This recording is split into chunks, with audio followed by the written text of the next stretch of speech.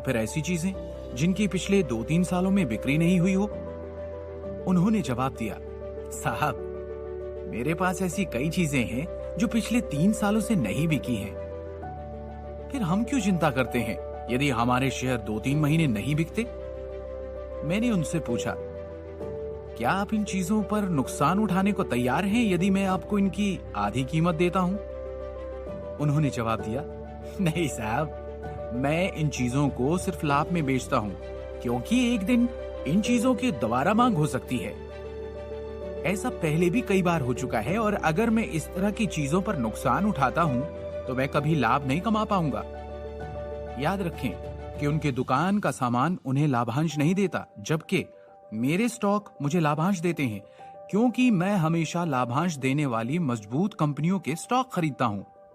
उनसे मेरा तीसरा सवाल था, क्या आप उन चीजों की अधिक मात्रा खरीदने के लिए तैयार हैं जिनकी बिक्री अच्छी नहीं है?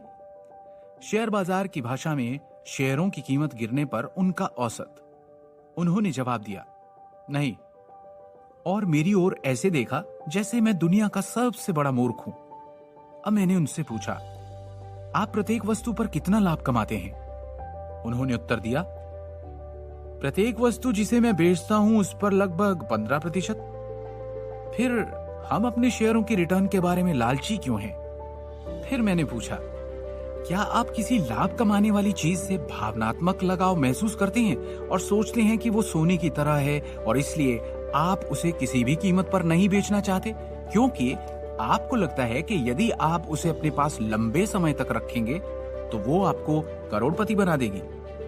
दुकानदार ने मुझे अजीब नजरों से देखा और जवाब दिया, साहब, मुझे लगता है आप ठीक से सो नहीं पा रहे हैं और आपको जल्दी ही किसी मनोचिकित्सक के पास जाने की आवश्यकता महसूस हो सकती है, क्योंकि पूरी दुनिया में कोई भी दुकानदार अपनी दुकान की किसी भी चीज से भावनात्मक लगाव नहीं महसूस करता।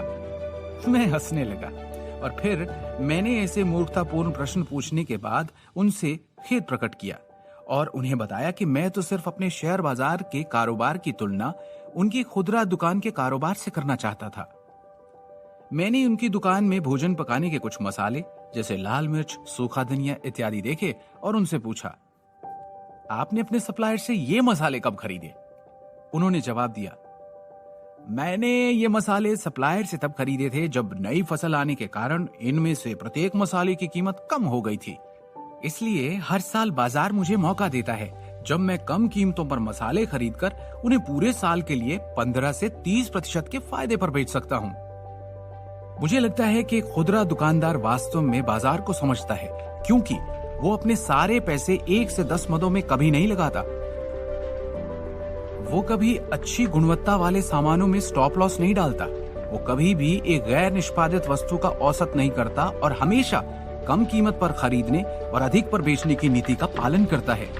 वो एक चीज को 15% से अधिक लाभ पर बेचता है और अपने पैसे को घुमाता है। वो किसी चीज के प्रति लालच नहीं रखता। फिर मैंने इसी नीति को अपनाया और पाया कि खुदरा निवेशक के लिए ये सबसे अच्छी नीति है। क्या आप भी ऐसी किसी नीति को अपनाना चाहते हैं और शेयर बाजार में सही निवेश कर अमीर बनना चाहते हैं? अगर आपका जवाब हाँ है तो आज ही